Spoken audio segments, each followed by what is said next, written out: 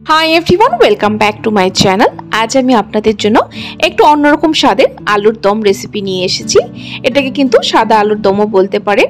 খেতে এতটাই টেস্টি, একবার খেলে এই স্বাদ আর মুখের থেকে যাবে না। বারবার এইভাবেই বানাবেন আলুর দম।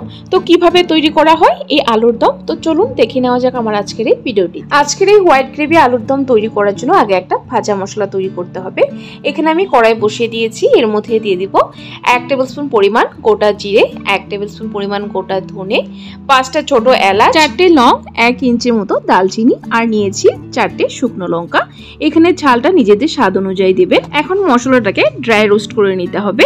এই মশলাই কিন্তু এই আলুর দমের মেইন ইনগ্রেডিয়েন্টস। এটা ছাড়া কিন্তু আলুর দম খেতে একটু ভালো লাগবে না। আর এই মশলাটা সাবধানে ভাজবেন, পুড়ে যেন না যায়। একদম মিডিয়াম টু লো ফ্লেমে এইভাবে অনাব্রত নেড়ে চেড়ে ভাজতে হবে। সামান্য একটু হালকা কালার চেঞ্জ হলেই গ্যাসের ফ্লেমটা বন্ধ করে দিতে হবে। সো দেখুন বন্ধুরা, মশলাটা আমার ভাজা হয়ে গেছে। এখন গ্যাসের ফ্লেমটা আমি সাথে সাথে বন্ধ করে দিয়েছি। এখন এই মশলাটাকে ঠান্ডা করে নিতে হবে। ঠান্ডা হওয়ার পরে মিক্সিং জারে নিয়ে গুঁড়ো করতে হবে। তো চলুন আলুর দমের জন্য আলুগুলো দেখিয়ে দিই। এখানে আমি আলু সেদ্ধ করে নিয়েছি আর আলুগুলোকে এভাবে বড় বড় টুকরো করে কেটেছি। অবশ্যই এইভাবে বড় টুকরো কাটবেন। আর যদি আলুটা মাঝারি সাইজের হয় তাহলে 2 টুকরো করবেন। যদি আলুগুলো ছোট সাইজের থাকে তাহলে তো আর টুকরো করার প্রয়োজন নেই। এখানে আমি কিন্তু বড় সাইজের আলুগুলো নিয়েছি, সেজন্য আমি 4 টুকরো করে নিয়েছি। আর বন্ধুরা, আলুগুলো কিন্তু একদম বেশি সেদ্ধ করবেন না, প্রায় 70% আলু সেদ্ধ করলেই হবে। আর বাকিটুকু আলুর দম কুক করতে সেদ্ধ হয়ে যাবে। তো চলুন, এখন মশলাটা ঠান্ডা হয়ে গেছে, সেটাকে গুঁড়ো করে নিই। মশলাটাকে মিক্সিং জারে ঢেলে নিচ্ছি। তারপর ঢাকনা লাগিয়ে মশলাটাকে কিন্তু একদম ফাইন পাউডার করবেন না, হালকা দানা দানা থাকবে। আমি দেখিয়ে দিচ্ছি কিভাবে গুঁড়ো করতে হবে। দেখুন, ঠিক এরকম ভাবে মশলাটাকে গুঁড়ো করতে হবে। গুঁড়ো মশলাটাকে এখন আলাদা একটা প্লেটে নামিয়ে নেব। তারপর ওই সেম মিক্সিং জারে নিয়ে নেব 3 টেবিলস্পুন পরিমাণ দই। দইটা কিন্তু নর্মাল দইটাই নেবেন, বেশি টক ইউজ করবেন না। আর ফ্রিজের দই কিন্তু কখনো ইউজ করবেন না, নর্মাল টেম্পারেচার থাকা দই ইউজ করবেন। তারপর এই দইয়ের মধ্যে দিয়ে দিলাম 10-12টা কাজু। এখন ঢাকনা লাগিয়ে কাজুটাকে ভালো করে পেস্ট করে নেব মিহি করে। সো দেখুন বন্ধুরা, পেস্ট আমার তৈরি হয়ে গেছে। দেখুন একদম ক্রিমের মতো লাগছে। পেস্টটা একদম মিহি করে পেস্ট কিন্তু তৈরি হয়েছে। ঠিক এরকম ভাবে পেস্ট তৈরি করে নিতে হবে। তো বন্ধুরা, এখন সব রেডি হয়ে গেছে। তো চলুন রান্নাটা শুরু করা যাক। এখানে গ্যাসের ফ্লেম জ্বালিয়ে একটা কড়াই বসিয়ে দিয়েছি। এর মধ্যে দিয়ে দিলাম 3 টেবিলস্পুন পরিমাণ সাদা তেল। রান্নাটা কিন্তু আমি সাদা তেল দিয়ে করছি। অবশ্যই সাদা তেল দিয়ে করবেন, যেহেতু সাদা আলুর দম। যদি সাদা তেলটা খেতে না চান তাহলে আপনারা সরষের তেল দিয়েও রান্না করতে পারেন। এখন আলুগুলোকে আগে ভেজে নিতে হবে। আলুগুলোকে হাই ফ্লেমে সুন্দর লালচে করে ভেজে নিতে হবে। সো দেখুন বন্ধুরা, আলুর মধ্যে কিন্তু সুন্দর একটা কালার এসে গেছে। এখন এর মধ্যে দিয়ে দিলাম একটা বড় সাইজের টমেটো, এভাবে টুকরো করে কেটে। আলুটাকে আগে ভেজে নিয়েছি, তারপরে কিন্তু আমি টমেটো দিয়েছি, কারণ টমেটো কিন্তু বেশি গলাবো না, জাস্ট একটু নেড়ে চেড়ে তারপর সাথে সাথে নামিয়ে নেব। তো দেখুন বন্ধুরা, ভাজা হয়ে গেছে, এখন নামিয়ে নিচ্ছি। দেখুন টমেটো কিন্তু একদমই গলেনি, একদম পারফেক্টলি আছে যেরকম দিয়েছিলাম, জাস্ট একটু হালকা ভাজা হয়েছে। তো দেখুন বন্ধুরা, আলুগুলোকে নামিয়ে নিয়েছি। এখন সেম তেলের মধ্যে দিয়ে দিব 1/2 টিস্পুন পরিমাণ হিং। নিরামিষ রান্নাতে একটু হিং দিলে কিন্তু খেতে খুবই ভালো হয়।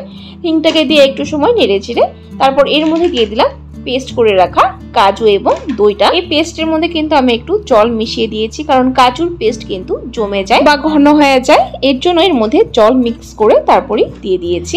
কাজু আর দইয়ের পেস্টটাকে দিয়ে মিডিয়াম ফ্লেমে একটু সময় এভাবে অনাব্রত নেড়ে চেড়ে নেব। যেহেতু এখানে দই দেওয়া হয়েছে, দইটা কিন্তু কেটে যাওয়ার সম্ভাবনা থাকে, তাই দিয়ে এইভাবে কিন্তু অনাব্রত নাড়তে হবে দই এবং কাজুর পেস্টটাকে। তারপর এর মধ্যে অ্যাড করে দিলাম স্বাদ মতো নুন। নুনটা এখানে নিজেদের স্বাদ অনুযায়ী দেবেন। নুনটাকে দিয়ে ভালো করে নেড়ে চেড়ে তারপর অ্যাড করে দিলাম সেই ভাজা মশলাটা। ভাজা মশলাটা আমি সম্পূর্ণ দেইনি, একটু রেখে দিয়েছি। পুরো মশলাটাকে দিয়ে একটু সময় ভালো করে নেড়ে চেড়ে কষিয়ে নিতে হবে। যখনই দেখবেন উপর দিয়ে তেল ভেসে উঠেছে, তখনই বুঝতে পারবেন কষানো হয়ে গেছে। সো দেখুন বন্ধুরা, মশলার উপর দিয়ে কিন্তু তেল ভেসে উঠেছে। মশলাটা আমার ভালো করে কষানো হয়ে গেছে। এখন এর মধ্যে অ্যাড করে দেব ভেজে রাখা আলু এবং টমেটোটাকে। আলু আর টমেটোটাকে দিয়ে ভালো করে আরেকটু সময় কষিয়ে নেব। প্রায় 1 মিনিট সময় নিয়ে ভালো করে কষিয়ে নিয়েছি মশলার সাথে, আলুর সাথে। এখন এর মধ্যে অ্যাড করে দেব জল। জলের পরিমাণটা একটু নিজেরা বুঝে দেবেন, গ্রেভিটা কতটা পাতলা করবেন বা কতটা ঘন রাখবেন। দেখুন আমি জল দিয়ে দিয়েছি। জল দিয়ে ভালো করে মিক্স করে তারপর ঢাকা দিয়ে গ্যাসের ফ্লেমটা মিডিয়ামে রেখে 2 থেকে 3 মিনিট সময় ভালো করে ফুটিয়ে নেব। ফিরে আসি 2 মিনিট পর। সো বন্ধুরা 2 মিনিট হয়ে গেছে। 2 মিনিট পর ঢাকনাটা তুলে দিয়ে আবারও ভালো করে নেড়েচেড়ে মিক্স করে নিচ্ছি। দেখুন গ্রেভিটা কিন্তু বেশ ঘন হয়ে গেছে, আর কুক করব না, নইলে বেশি শুকিয়ে যাবে।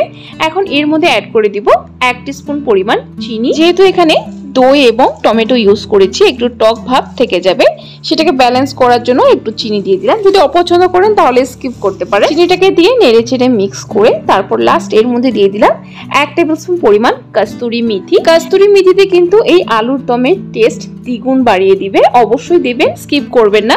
সো বন্ধুরা আলুর দম আমার তৈরি হয়ে গেছে।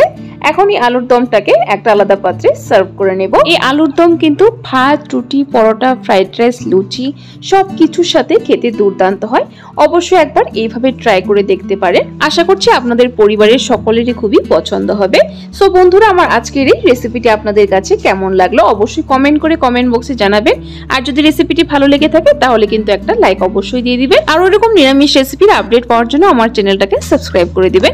সাবস্ক্রাইব করে পাশে থাকা বেল আইকনটা ক্লিক করে অল করে দিবেন, তাহলে আমার চ্যানেলে যখনই কোনো নতুন রেসিপি আসবে নোটিফিকেশন আপনাদের কাছে পৌঁছে যাবে। ভিডিওটি সম্পূর্ণ দেখার জন্য অসংখ্য ধন্যবাদ। ভালো থাকবেন, সুস্থ থাকবেন।